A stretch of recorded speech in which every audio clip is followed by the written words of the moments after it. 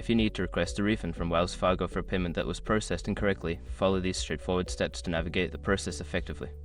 Step 1. Gather your information. Collect all relevant information regarding the transaction, including the date, amount, and any confirmation numbers. This will help you provide accurate details when you contact customer service. Step 2. Contact customer service. Call Wells Fargo's customer service at the number listed on their website or on the back of your debit/credit card.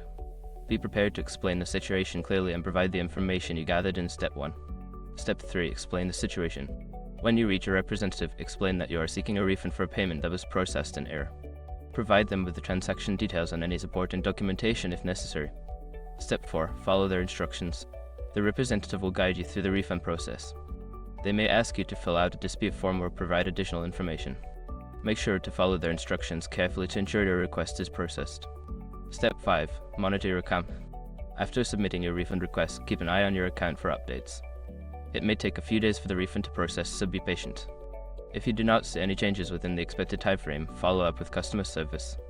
In conclusion, requesting a refund from Wells Fargo can be a straightforward process if you have the right information and follow the necessary steps. Don't hesitate to reach out to their customer service for assistance.